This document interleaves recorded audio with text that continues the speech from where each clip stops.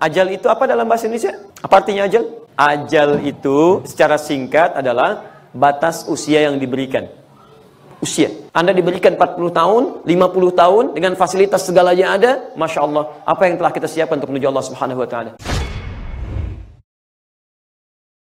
Baik. Bismillah. Yang sudah saya bahas, saya hapus ya. Boleh saya hapus? Alhamdulillah, baik ya. Baik teman-teman. Sebentar. Satu, hidup itu mesti jadi ibadah. Dua, ibadah ini bekal untuk pulang ke akhirat. Hati-hati. Nanti kita terangkan apa itu akhirat. Tiga, bekal ini mengerucut kata Quran pada takwa. Dan yang keempat, maaf, ada orang yang lupa bahwa dia akan pulang. Dan mesti diingatkan. Awas, hati-hati ya. Allah sudah katakan, jangan sampai Anda lupa menjadi bagian dengan orang yang lalai. Kalau sekarang Anda diingatkan, Anda masih lupa juga, berarti ada yang keliru dalam diri kita. Awas, hati-hati, karena kita akan ditanya oleh Allah Subhanahu wa Ta'ala. Yuk, ini poin pentingnya. Saya akan mulai dulu dari Quran, surah ke-7, ayat 34. Fokus. Walikulli ummatin ajal. Dan setiap golongan manusia itu bukan satu dua orang, tapi semuanya, umat itu semuanya. Dan setiap manusia itu seluruhnya ajal, memiliki batas waktu untuk hidup. Fokus ya, fokus ya. Ini sering banyak orang keliru dalam menerapkan istilah termasuk dalam bahasa Indonesia. Ajal. Ajal itu apa dalam bahasa Indonesia? Apa artinya ajal? Kalau tidak tahu, katakan apa? Masya Allah. Apa itu ajal? Wallahu a'lam. Masya Allah. Baik. Pelan-pelan. Lihat sini, lihat sini. Ajal itu secara singkat adalah batas usia yang diberikan. Usia. Dalam bahasa Indonesia kita sering menyebut usia dengan apa? Umur, tuh kan? Padahal umur itu dari bahasa Arab, dari al-umr. Lihat sini, fokus. Apa bedanya ajal dengan umur? Kalau ajal itu batas usianya. Saya ulang, alhamdulillah. Itu batas usianya. Fa idza jaa ajaluhum la yastakhiruna sa'ata wa la yastaqdimun. Kalau sudah tiba batasnya, maka kita tidak akan bisa minta untuk dimajukan atau minta untuk diakhirkan kehidupan kita. Si fulan usianya 63 tahun. Si fulan cuma 6 tahun, si fulan cuma 3 tahun. Kalau sudah sampai ke batas ajal ini, maka tibalah waktu untuk pulang menghadap Allah Subhanahu wa Ta'ala. Nah, sekarang pertanyaannya, mohon maaf, untuk sampai ke ajal ini yang dirahasiakan oleh Allah supaya kita semangat menjalani hidup. Bayangkan kalau diberitahu misalnya, maaf, Mas Wira akan meninggal pada tanggal 23 April, kan? Tahun 2017, jam 16 waktu Auckland misalnya kan? Masya Allah. Atau waktu Wellington, jam 16 waktu Wellington. Kira-kira masih mau hadir nggak di tempat ini? Mustahil itu. Pasti akan pergi ke Masjid Al-Amin, cuma zikir astagfirullah, astagfirullah, astagfirullah. Karena ada semangat, kan? Tapi dirahasiakan waktunya sampai tiba waktunya, lihat. Apa poinnya? Satu, supaya semangat menjalani aktivitas kehidupan. Sekarang bagaimana caranya menjalani kehidupan ini? Nah, cara kita mengisi usia sampai menghadap ajal, itu yang disebut dengan umur. Jadi asalnya umur itu bukan usia, Pak, Bu ya. Dalam bahasa Arab, umur itu asalnya segala yang melahirkan manfaat kebaikan. Saya ulang, segala yang melahirkan manfaat kebaikan, itu yang disebut dengan umur. Dari kata ini muncul kata makmur, Dewan Kemakmuran Masjid. Quran surah ke-9 ayat ke-18. Innama ya'muru masajidallah. Amira ya'mur, amara ya'muru, memakmurkan masjid. Makmur itu bukan rame. Kalau cuma rame, di depan juga rame itu.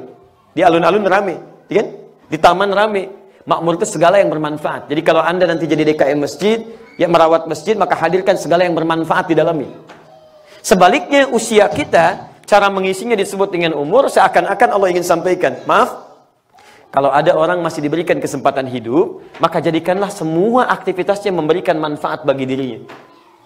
Termasuk orang lain. Mohon izin ya. Ini barangkali penting untuk melihat diri kita lagi. Cobalah tanyakan pada diri kita, sampai usia sekarang, kalau ada yang bertanya, berapa umurnya? Itu maksudnya bukan usia sebetulnya. Dari usia yang telah Allah titipkan sampai hari ini, berapa banyak yang sudah kita buat manfaat dalam kehidupan?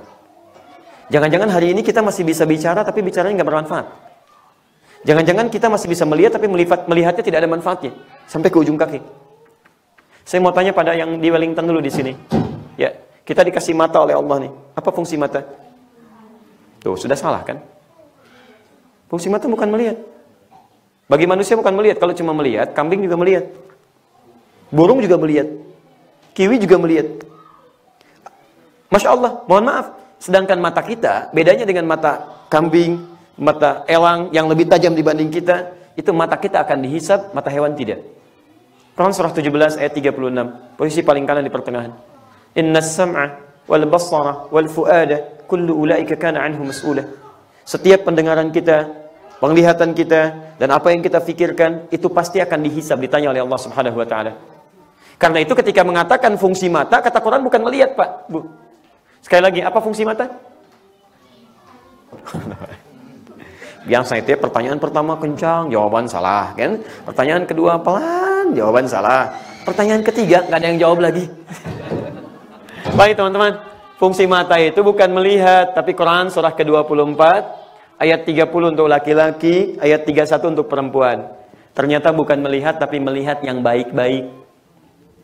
Wa qul lil mu'minina yaghuddu min absarihim. Katakan pada pria-pria yang merasa punya iman, matanya hanya boleh lihat yang baik-baik saja, yang bermanfaat. Yang tidak baik menurut Allah nggak boleh dilihat. Lihat kalimatnya. Sekarang berapa umur Anda? Ketika ditanya umur, bukan yang diinginkan bukan 40 tahun, 30 tahun, 20 tahun, bukan. Dari 20 tahun itu berapa yang sudah digunakan oleh mata ini untuk melihat yang baik-baik? Jangan-jangan ada orang yang oleh Allah diberikan karunia tidak bisa melihat, saking inginnya orang ini tidak banyak melihat yang tidak baik menurut Allah Subhanahu wa taala. Saya pernah sering kisahkan tentang Mu'adz tuh. Orang Mesir, masih anaknya belia 4-5 tahun. Saya pernah di Kairo tahun 2006. Ini anak dari Asyut, Pak, Bu. Mohon maaf, matanya nggak bisa lihat, buta. Tapi dia masih mau menghafal Quran. Dia minta sama ayahnya, ya tolong antarkan saya kepada syekh untuk menghafal Quran. Menempuh jarak 20 km, menggunakan sepeda motor yang sangat sederhana, dashboardnya dimodifikasi supaya bisa saling menghafal Quran di jalan. Jadi anaknya mengucapkan Quran, bapaknya ngantar begini mengulang, melihat, mengulang, melihat, mengulang. Qadarullah secara singkat, anaknya yang buta hafal Quran, bapaknya yang mengantar belum bisa hafal. Tapi yang menarik, ketika kisahnya viral, bacaannya bagus, menyebar di media sosial, sampai datang reporter dari Kuwait menanyakan kepada ananda itu, apa sih motivasinya menghafal Quran? Dan kalau diperkenankan oleh Allah untuk menjawab doa, mau minta apa sekarang? Anda tahu apa yang dikatakan anak ini? Kata Mu'adz, wallahi demi Allah, kalau diperkenankan saya berdoa dan Allah akan menjawabnya, satu, saya akan minta kepada Allah supaya tetap membutakan mata saya. Karena dengan buta ini mata saya, karena dengan butanya mata saya bisa menghafal Quran. Saya takut ketika melihat kembali, mohon maaf, saya bisa melihat sesuatu yang dilarang sehingga menghilangkan Quran yang telah saya hafalkan. Anda bisa kebayang nggak? Anak usia 4 tahun, matanya buta, mau menghafal Quran dan tidak ingin diberikan lagi penglihatan karena takut melihat hal yang dilarang. Anda diberikan 40 tahun, matanya sehat, fisiknya kuat, Masya Allah, jangankan untuk menghafal, barangkali untuk baca pun masih belum punya waktu. Anda butuh berapa tahun lagi?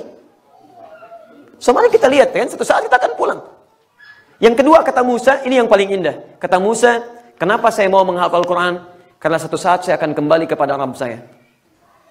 Di hari kiamat, saat ayah saya tidak akan menemani lagi. Ibu saya tidak ada di samping saya. Saudara saya tidak akan menemani. Dan tangan saya bergetar, kaki saya bergetar. Saya akan katakan kepada Allah, ya Rabb. Saya akan katakan kepada Allah, Rabb saya, ya Rabb. Saya telah berusaha menghafal Quran dalam keadaan mata saya buta. Kalau dengan semua ini saya masih kurang bekalnya untuk masuk ke dalam surga dan layak untuk dihukum, tolong kurangi hukuman saya dengan Quran yang telah saya hafalkan ini. Tolong kurangi hukuman saya dengan Quran yang telah saya hafalkan ini. Anak 4 tahun, mata buta, belum ada hisab, belum ada taklif, berusaha menghafal Quran untuk bekal menuju pada Rabbnya. Anda diberikan 40 tahun, 50 tahun, dengan fasilitas segalanya ada, Masya Allah, apa yang telah kita siapkan untuk menuju Allah Subhanahu Wa Ta'ala. Ini poinnya.